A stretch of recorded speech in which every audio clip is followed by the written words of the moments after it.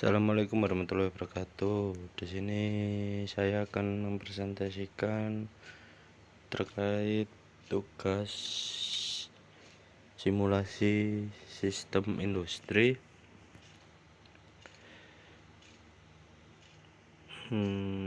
Review jurnal terkait metode Delphi. Sebelumnya perkenalkan, nama saya Iqbal Sifa Unas, NIM 1142206, Prodi Teknik Industri angkatan 2022.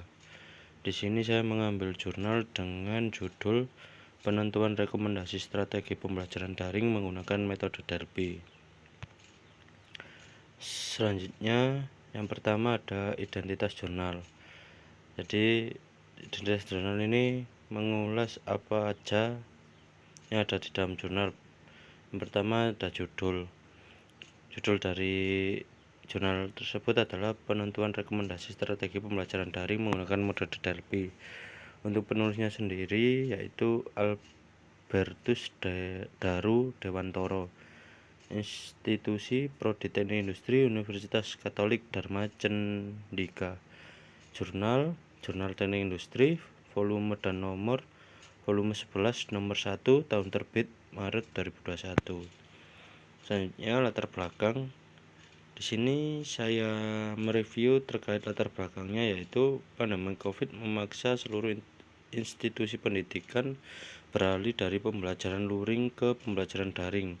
Perubahan ini membutuhkan infrastruktur teknologi, software, dan hardware, adaptasi cara mengajar, konten pembelajaran yang interaktif, kesiapan pendidik dalam menggunakan platform online.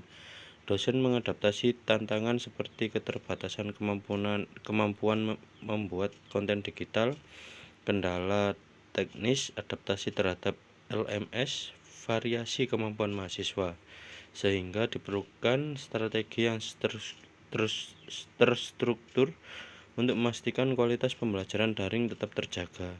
Untuk itu, metode Delphi dipilih sebagai metode untuk menentukan dan memprioritaskan strategi terbaik secara konsensus.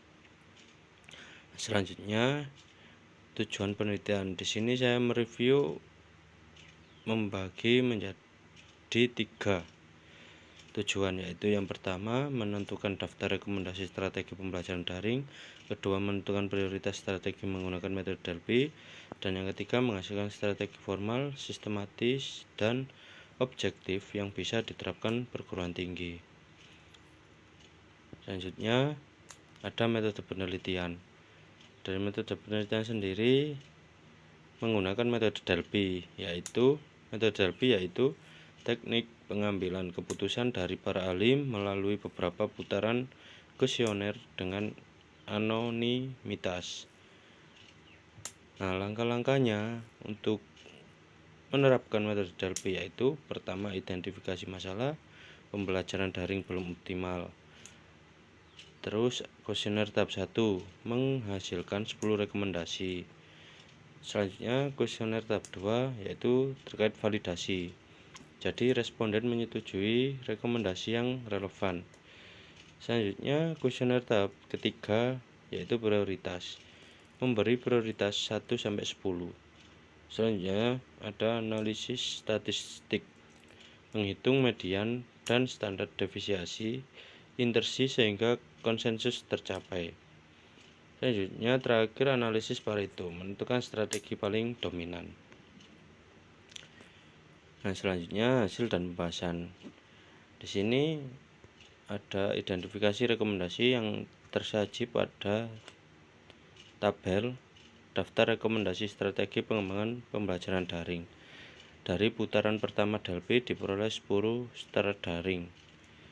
Bisa dilihat terkait kodenya dan rekomendasinya seperti yang ada di tabel. Nah, selanjutnya dari tabel tadi ada validasi rekomendasi. Yang tadinya respondennya yaitu 10 dosen ahli. Semua strategi dinyatakan relevan.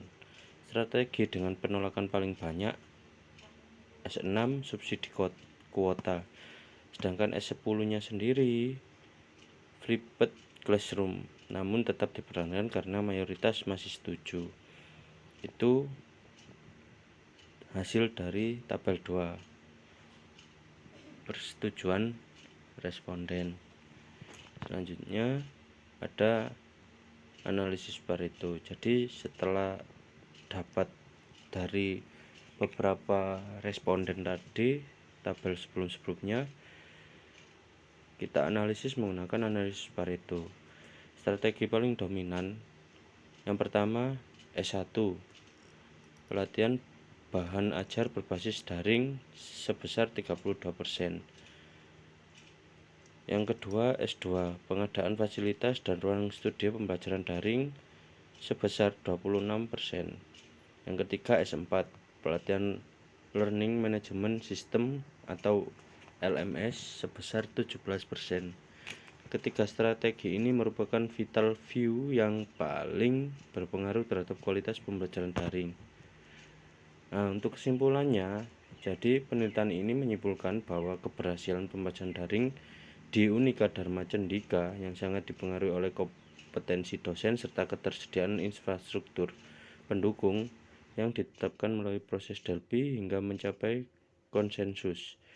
Dari 10 strategi yang diidentifikasi dan divalidasi, 3 strategi utama yang muncul sebagai prioritas berdasarkan analisis Pareto, yaitu pelatihan pengembangan bahan ajar berbasis daring, pengadaan fasilitas dan ruang studi pembelajaran daring, pelatihan penggunaan LMS.